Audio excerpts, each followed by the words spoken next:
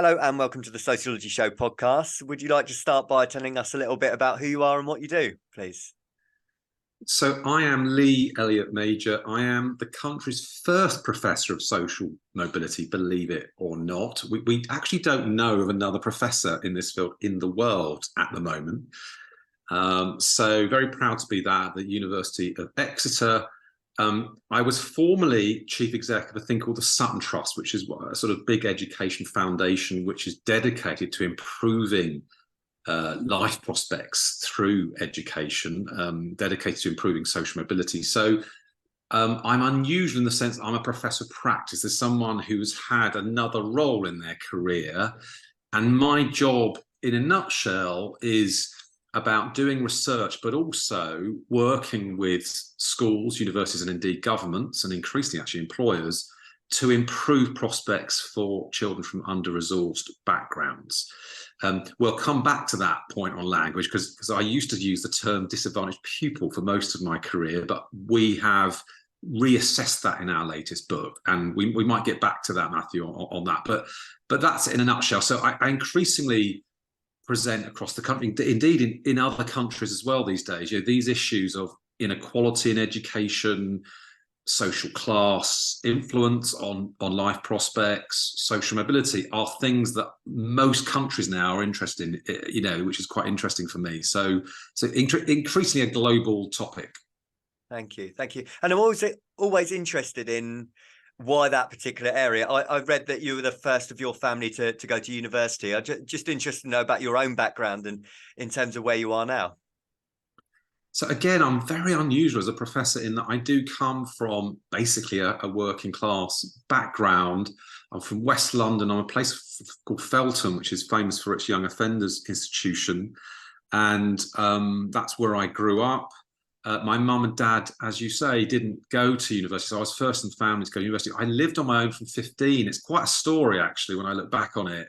I was on social security. I was quite academic at school. So I was one of these kids, again, we'll get back into this, that was sort of plucked, because I was very bright academically, even though I was from a more working class background, I was sort of helped by teachers to go back to school, and they were really instrumental, as well as some family members who helped me and some friends. I lived with my best friend's family for a time. They took me in. So one of the things about my life, I always say, is that, we're all products of many people. And I really dislike the narratives that, it's all about me and how brilliant I am. Actually, most lives are a product of many people. It's just that some people forget those people that helped them when they were younger, right?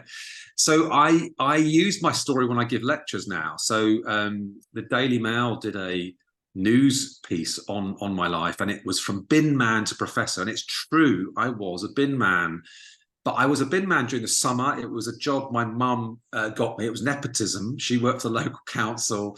It was a summer job while I was doing a PhD, right? So there's always a different side to these headline stories. But it's an important story for me because when we discuss it with students and indeed teachers and undergraduates, it's a nice example to explore what we actually mean by social justice or social mobility. So I would argue that we need good bin men, right, as well as professors. So let's not implicitly suggest that these jobs are somehow inferior to other jobs. And let's not also implicitly suggest that being working class is inferior to being middle class. So I use my own story really to explore what I call the sort of deficit mindset, which I think still dominates a lot of education. And the book, Equity in Education, a lot of what we talk about is trying to challenge those very dominant sort of deficit approaches that dog the education system to this day. It's really interesting you think that, because I was reflecting on myself. Like you, I was the first in the family to go to university, and the expression you quite often hear is, the boy that done good, as if had I not gone through that route in education, had I been a bin man or had I worked in a call centre, that's not doing good. I find that really interesting, that doing good seems to be progressing further rather than staying in a working class profession. Yeah, absolutely. And I would argue that my job is about enabling young people to find out what they can do with their lives. Irrespective, your background shouldn't determine what you do, whatever that is, right? And that, for some people, they don't want to move to the big cities and get a high-paying job that is very stressful. They want a decent life. They want to contribute to society, and they want to stay in their local community or region. So I think these debates are really interesting. And the problem with that sort of rags to riches story is it makes us all feel like we're failures, right? So you say, yeah, the system works because these people kind of implicitly, the assumption is, worked really hard or were really talented and made it to the top, however we defined it. And the rest of you are losers, So I think we've really got to challenge some of those dominant narratives we see in the press. And I was, very nervous when you're Daily Mail. Honestly, you don't know quite what the headline's going to be. To be honest, it was a very generous story about me, but it did play to those assumptions, definitely. Yeah. Do you think it is more of an issue in Britain? People always say Britain is one of the most classist societies, if not the most classist. I'm just thinking, for example, I work with a fellow sociology teacher who's German, and he says, in Germany, if you have a vocational job, if you have a more manual job, it's got a much more higher status than we tend to regard in the UK. We still seem to be quite obsessed with, the academic versus vocational routes and the snobbery that comes with that. I do think we are obsessive about class divides, and we certainly invented the class system, if you look back at the history of Britain. But I also think class does exist and persist in other countries. I just think it's more subtle. I don't think they necessarily call it class. So in Germany, if you're from a certain part of Germany with a certain accent, or you have a particular education, and you're absolutely right, they are probably better on things like apprenticeships than us, but they still have some sort of class system. Every country I've looked at, I think there are some what I call status markers in the workplace. Your accent, where you come from, your education, and those are not directly really about talent. They're just about your class, okay? And it just means, and there's been some lovely work done on this by sociologists, that there is this sort of class ceiling that we observe in the UK. I'm convinced, and this will be probably the next book, by the way, Matthew, is that there is a class ceiling across the world. And in many ways, the British and American cultures have influenced the rest of the world, and because we have a very globalized business system in this world, and I think some of the assumptions about how we define talent have been exported across the world. So it's a really interesting topic. Maybe that's for another time, but to what extent is class global, I think, is a really interesting question. Yeah, it's interesting. I've taught a few international schools, and there's still this obsession with going to England for university. It's still got that high prestige and status. Even students from Singapore applying for UK universities when they've got fantastic education in their home country. Yeah, I mean, speaking English is a real asset across the world. Speaking English with an accent, an English accent or an American accent, is seen as better, for example, in India than having an English language but with an Indian accent. There's real status hierarchy in these different places. Accents are really interesting, by the way. We do talk about this a bit in the book. My accent has changed a lot. I come from West London. I was basically I'd have talked a bit like that when I was younger. And I always remark on this when I give lectures, the fact is my accent has changed. Now, I'm not sure if I did that consciously, but you see this with a lot of people like me who are what I would call awkward climbers. We've kind of lost the place we came from.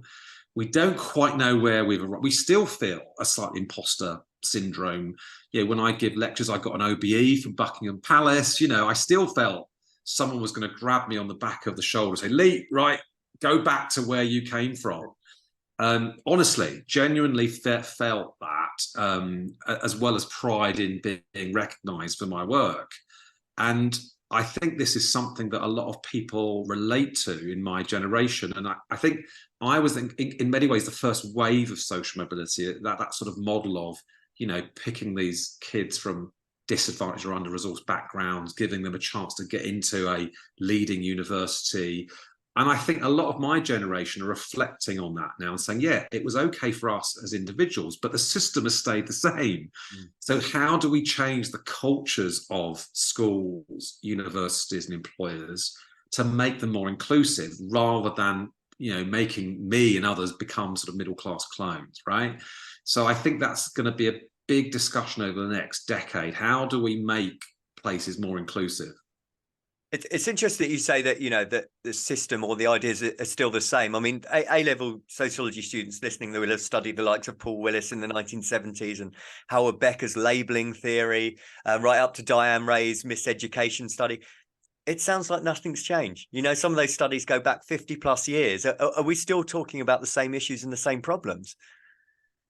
I do think some of these issues are very persistent. So if you look at some of those earlier studies, I think they apply equally today. Diane Ray's great work, of course, but you know, there's some really interesting stuff in America. Annette Laurot's work on concerted cultivation, when she looked, quite a small study actually, looked at middle class and working class families in America. And what she found was that families from middle class backgrounds, on average, again, you've got to be careful to generalize this, had a sort of what I would call the sort of sharp elbow behavior. She called it concerted cultivation. Basically, getting your kids to advocate for themselves in the classroom, you know, getting questions from the teacher, getting feedback, advocate for yourself, and you know, doing all sorts of activities at home, doing all those extra activities that middle class parents do with their children. Whereas working class families did what she called natural growth parenting, right? And that is much more, it's less structured. I call it the hands-off approach. The point about this, Matthew, is that not that one approach is better than the other, because again, they both have their advantages and disadvantages. You know, concerted cultivation, middle class sharp elbows is a very stressful environment sometimes, and can actually lead to young people having anxiety and not having much free time, right? But the point is this, and those studies from early on showed this as well, that the academic system, the schooling system, and certainly the university system is much more prone or much more sort of used to that middle class culture, right? So it is a middle class culture essentially. So if you're from a middle class family, you're much more likely to prosper in school than if you're from a working class family. The question that comes from that, I think, is, do we need to make explicit the unwritten rules of the game that often operate in the classroom or the workplace, or do we actually want to challenge those rules, right? To what extent are these rules, you know, needed is a really interesting debate. But this goes back a long way. You know, if I look at Bernstein's stuff on language, you know, he talked about the restricted code versus the elaborated code. That was in the 1950s. And his point was that, again, on average, middle-class children tended to speak in an elaborated code. That tends to be more extended sentences with bigger words, whereas working classes tend to speak in that more restricted code, smaller words or sentences. Now, the point is here, again, that you need a bit of both, actually. And good writing is a bit of elaborate and restricted. But when we're in teaching mode, and certainly in professor mode, you tend to talk more in that elaborated code. This was talked about in the 1950s. I still think that applies today. So I think we still have these sort of debates, and maybe we're a bit more open about class, and we can talk about how maybe class has changed in some respects. But my view is there are still the persistent class divides that have persisted for quite a time in this country. Some people would argue, some more on the conspiratorial arm of the sort of social mobility world will say that this is all intentional. This is how the social elites replicate themselves from one generation to another, right? They created a system that only they can win. And when you look at the absence rates now from pupils, many of whom will come from those low income or working class backgrounds, in a way, I think what we're seeing post-pandemic is almost a rejection of the school model. Like, you know, what's the point in us coming to school if there's no jobs locally in our part of the country? It's a very narrow academic curriculum that can be gamed by the middle classes through extra private tutoring. There's not much in it for us, and our mum and dad didn't do well at school, and our grandparents didn't do well at school, right? So I can sort of see why some children aren't going to school. I think we need a debate about the curriculum that we offer. It's not just about knocking on people's doors. So yeah, in a nutshell, these things have been persisting for many decades. Thank you. I was just looking at my phone, actually. I wasn't being rude. The reason being, I asked some of my department if they wanted me to fire any questions at you. And what you were just talking about, one of my colleagues, James, who's a fellow sociology teacher, if I could just pose you this one, he says, does he think the working classes actually value the education that is provided to them? Where is it on their list of priorities? Do they have different learning needs? And is the current system geared up for these?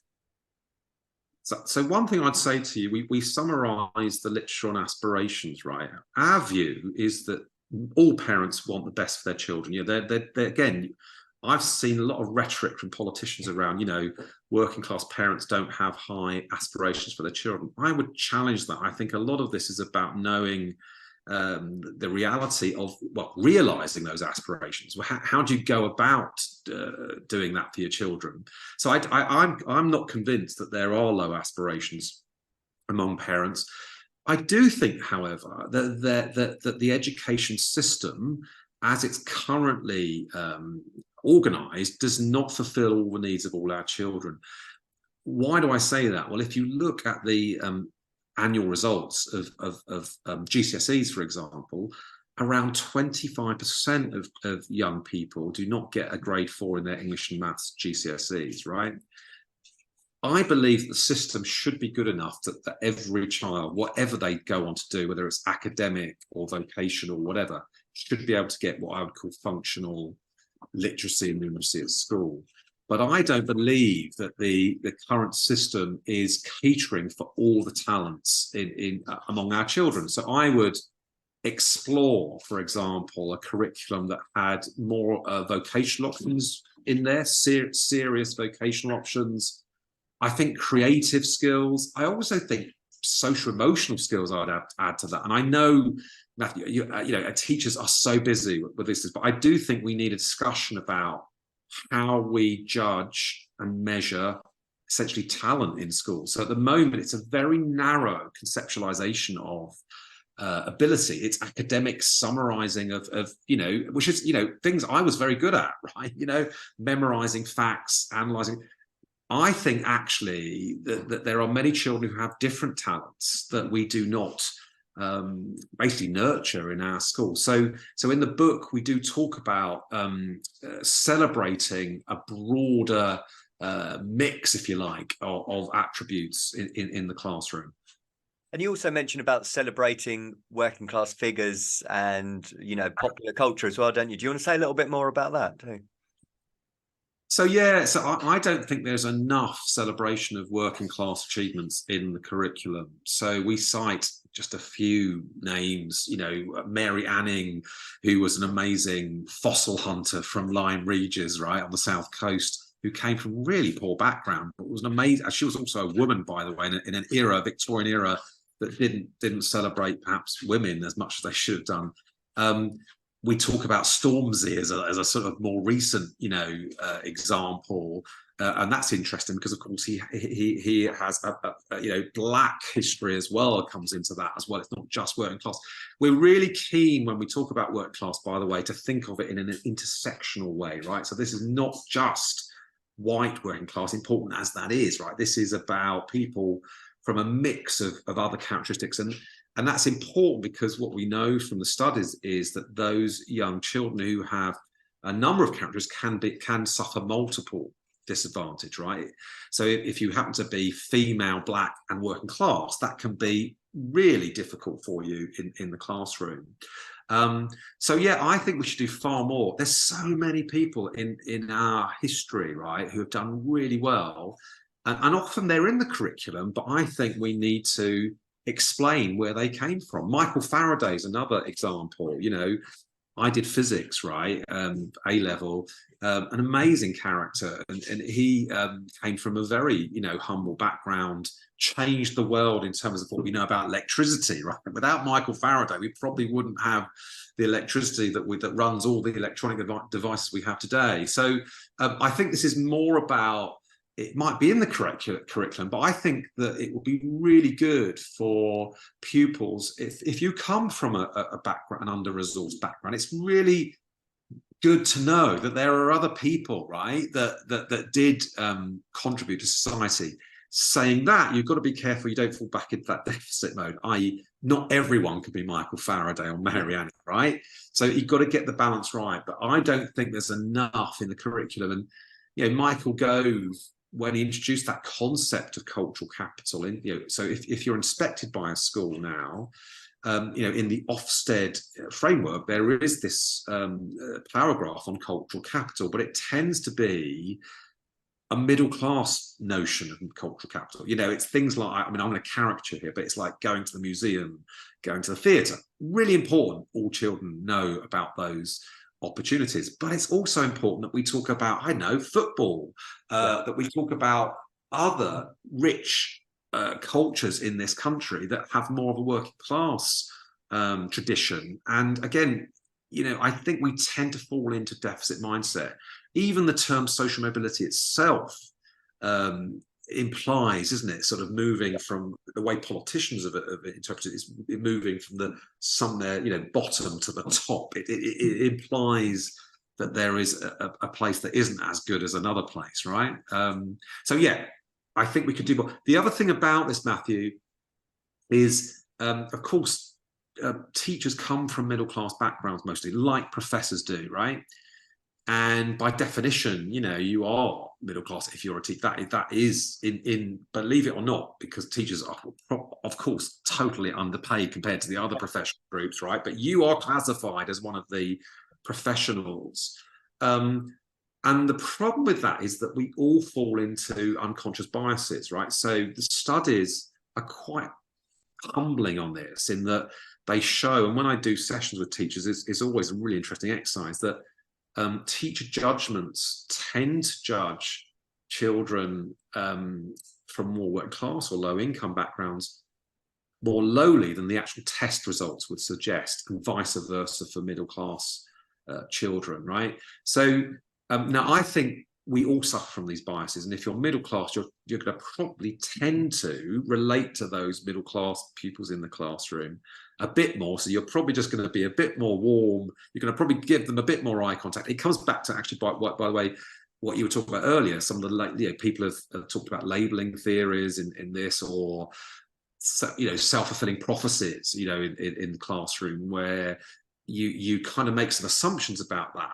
child, and then they kind of play up to those assumptions, and before you know it, you're in a cycle, which means that pupil will not excel as well as they might do. So yeah, really important to understand that the biases and barriers in the classroom. Yeah. I was just looking, this is another question by James. I suppose it's more of a statement, and you've kind of answered it, but I'll just read it anyway. James says, if the curriculum, value system and teachers are white middle class on the whole, why wouldn't there be bias against working class groups and some ethnic groups as well? I think you've kind of answered that one in that respect.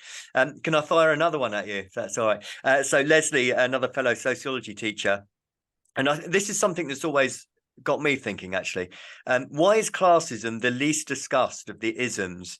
We often talk about racism, homophobia, sexism, and see them as,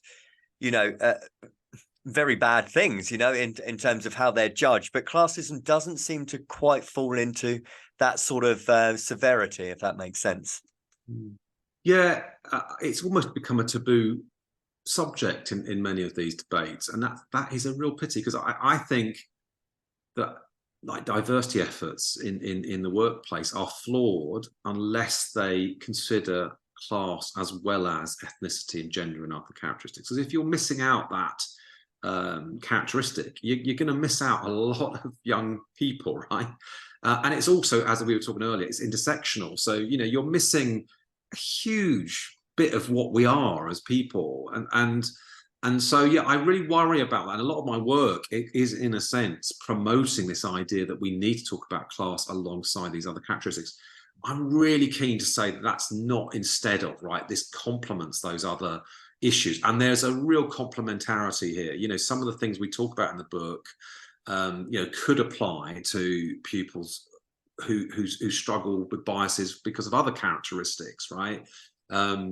The other thing I would say about this as well, that we emphasize in the book, it's really important to say on this, is that education can't solve all society's ills, right? So, I talk about bias in the classroom, and I'm working with teachers to think through the practical implications of that. It's been really interesting actually talking to some geography and history teachers last week about this, and we were talking about how you give feedback in the classroom, how children respond to behaviour processes in schools, how do you differentiate in the classroom. Matt, there's so many questions about classroom practice that sort of emanate from these discussions.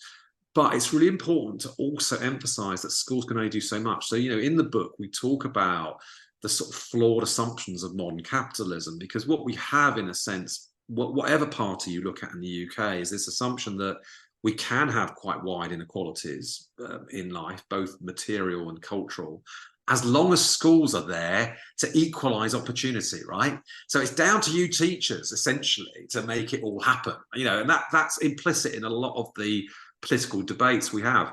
The evidence points to a very different conclusion, and that is that a lot of children's outcomes are shaped by the home learning environment, what happens outside the school gates. And I think in the book, we talk a lot about what can schools contribute to that. So, for example, many schools now provide free school breakfast, for example. So you're kind of getting into that social welfare space effectively, right, as a school. And it saddens me in some ways, because I think teachers are so stretched. But then, when I visit schools, they say, Lee, there is no one else picking up these pieces. So if no one else is going to do it, as teachers, we're going to try. But I think the problem with it is that all the evidence suggests that schools can't do it on their own. So, if we're going to have a serious debate about equity or social mobility or social justice, you have to think about how you address inequalities outside of schools as well as inside them, right?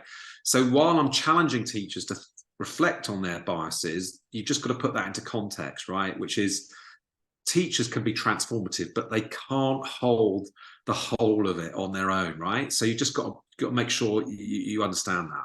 Yeah, I was going to say, a lot of the inequalities start before the child's even started school at the age of 5, haven't they? We need more Marcus Rashfords in the world. That would be a good start. Yeah. Well, this was really interesting. I do this kind of quiz question when I give lectures, which is, how many universities have produced English prime ministers since the war, right? The answer's one, everyone. It's Oxford, and nothing wrong with Oxford. I'm a fellow at one of the colleges there and all that. But I think it is amazing that only one university, not even Cambridge, has produced, let alone someone like Exeter, right? And there are prime ministers, by the way, didn't go to university, and Gordon Brown was Scottish, so I'm not including him. So just get any very good questions on that.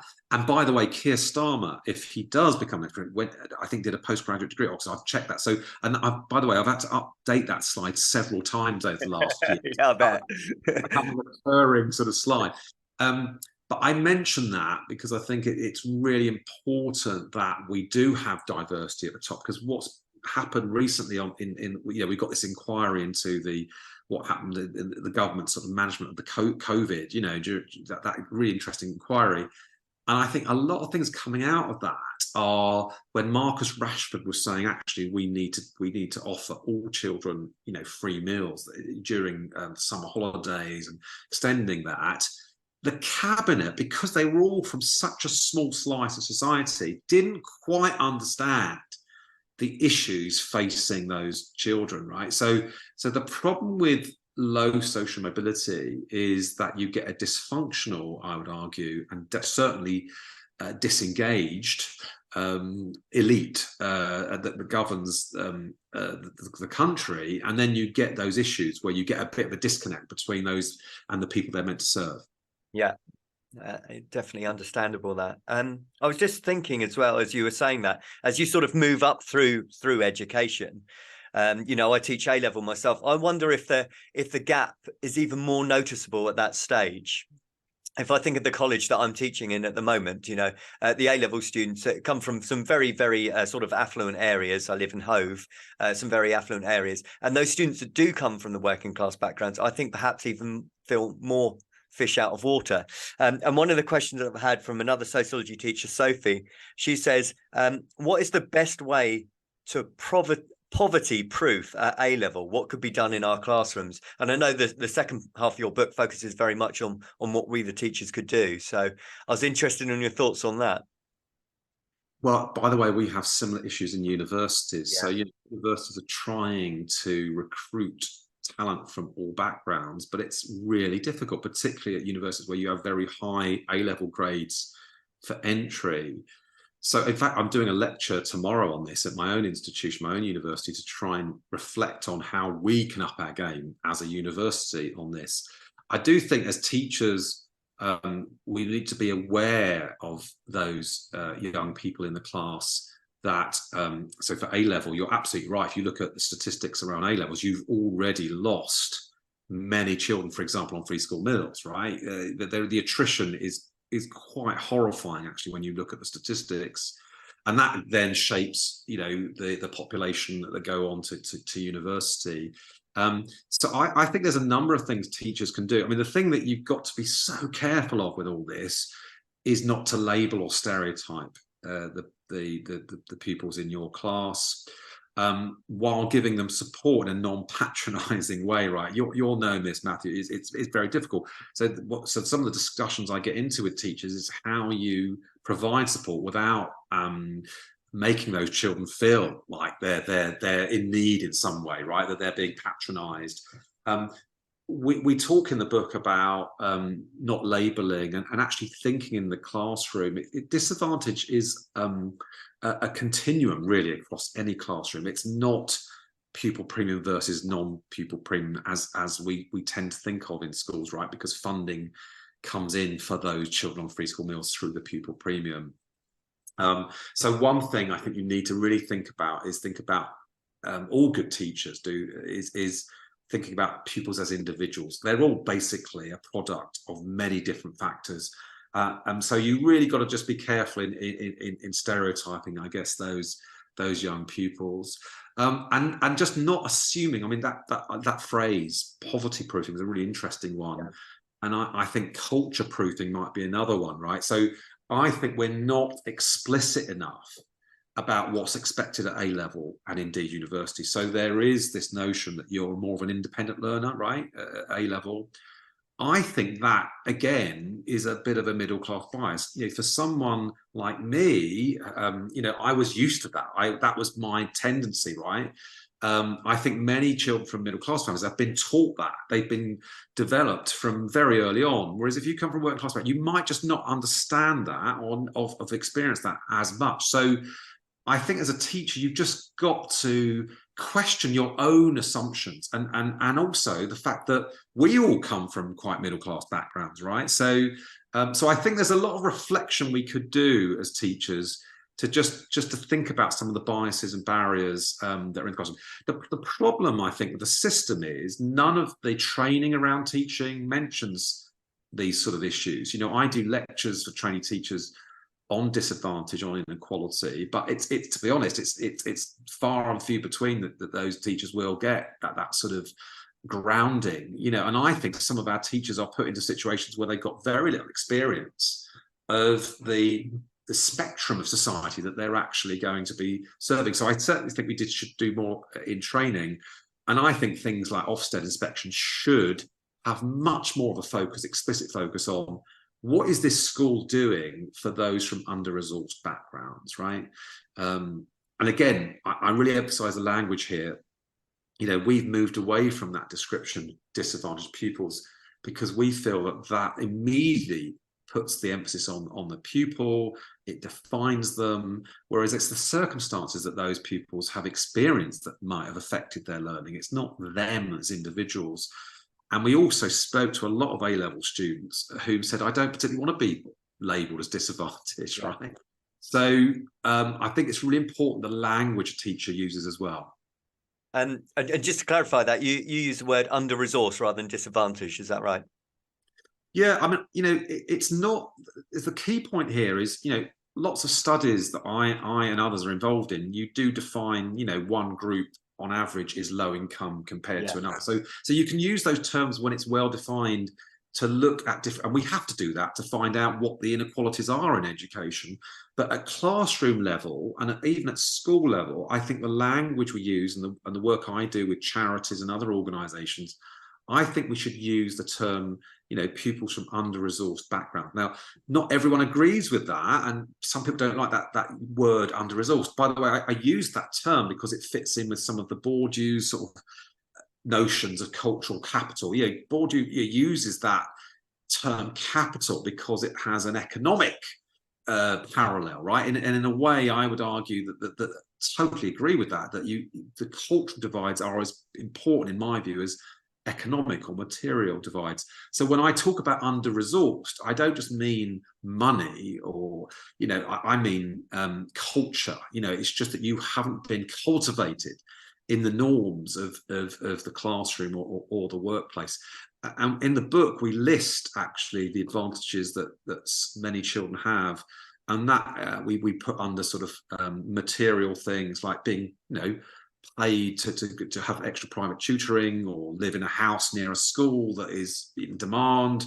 And then we look at culture, how you're helped as by your mum or dad to know how to navigate the education system, right? Or to advocate for yourself. We talk about education advantages, and then we talk about health-related advantages, because sadly, what we're finding is that many children, those basic health entitlements are being eroded. So loads of studies showing that those with maybe some sight issues in terms of their eyes, have not been diagnosed properly, and then get sort of labeled as special education needs, right? Food, clothing, dental checkups. Honestly, it horrifies me that our generation, Matthew, and I'm including you in this, by the way, you and me, we've allowed those basic entitlements to be eroded. In some ways, I would argue that we have gone backwards. And if you look at all the social mobility studies that I know have done, for example, we know you're more likely to be downwardly mobile in terms of social class compared to your parents. That's the first time, on average, that is. There are some people who are upwardly mobile, but for the first time, there are more people that are downwardly mobile. It's harder to get a house if you're young adult. You'll know this as a teacher. It's really difficult for this generation. And in my view, this is fundamental stuff. It's about capitalism. It's about, is the society we've created, creating a level playing field that everyone can even lead a decent life in? And I'm afraid the answer for me is no at the moment. That brings me nicely onto the full title of your book, Lee, because Equity in Education, Leveling the Playing Field of Learning. Did you want to say a little bit more about the book, if people are interested in perhaps reading it or buying it? So I've used that metaphor, the playing field of learning, because we use that a lot in these debates. And as I said, I don't believe we exist in a world where there is a level playing field. The book is a summary of a lot of the issues we've covered. So the first two chapters really are a summary of sociology and education, inequality, social class. And then there's some chapters that are specifically for teachers, giving teachers advice of how to reflect on this. And there's stuff from bias in the classroom all the way to how do you work with parents and communities in your school in again, non-deficit sort of way. And then the final chapter really is about international comparisons, and we look at other countries to see if anyone else is doing this better than us and what we can learn from them. And there are some things. I do think that other countries do it better than us. That their inspection systems for schools aren't as narrow as ours. They do take equity really seriously. If you go to one of the Scandinavian countries that do very well for social mobility, they prioritize equity before excellence. We tend to have debates about excellence all the time. They think that you go for equity, i.e. the children that need help most, and everyone else will do okay, right? Everyone else will benefit. So really interesting, those international comparisons, but that's the book in a nutshell. Perfect. Thank you. And if people want to find out a little bit more about you, they can add you on Twitter, or do you want to give out any other details at all? Yes, so I'm still on Twitter. Well, that's called something else now, isn't it? X, sorry, I should say X, yeah. I'm on LinkedIn and Twitter. I haven't quite got into Instagram and other areas yet, but I probably should do. But you can look me up on the internet very easily. There's a TEDx talk that I did a few years back that talks about this unlevel playing field, if you want a sort of 14-minute summary of that. But there's lots of me, and I'm involved in the media quite a lot as a professor. So there's loads of articles in The Guardian, for example, on various things I've done over the years. So And please get in touch. I'm very happy. I do lectures for A-level students. I do stuff at Exeter College, for example. I do stuff around the world, actually. And it's always lovely to speak with A-level students as well as teachers and undergraduates. Brilliant. Thank you so much for your time today, Lee. I really do appreciate it.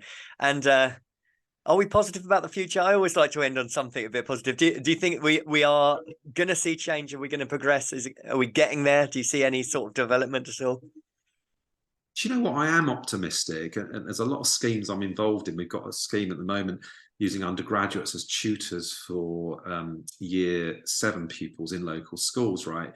I think there's a real appetite from people to contribute and to concentrate on this idea of social justice. And I look back at history, one of my favorite politicians is President Roosevelt, Franklin D. Roosevelt. America was struggling in the Great Depression. It's about 100 years ago, much bigger issues in many ways than we are facing. And yet they focused on providing free higher education to more people, to the New Deal, where they provided work for those out of work. He even proposed a maximum salary. Can you imagine that? He basically, no one would be able, he was hoping, to earn over about £250,000 in today's money. That didn't get through Congress. I mention him because I think that focus on social justice created the America, the great America of that sort of 20th century. I mean, there's issues now, of course, which we could go into, but I think there's a real, I think if we got together as teachers and undergraduates and the young generation, I think we can really change the world. I honestly believe that. That sounds like a perfect point to end the interview. So, Lee, thank you very much again for your time today, and good luck with the promotion of the book as well. Thank you, Matthew. That was really good. I hope I didn't speak too much because I get quite excited by these. No, not at all. Thank you very much again.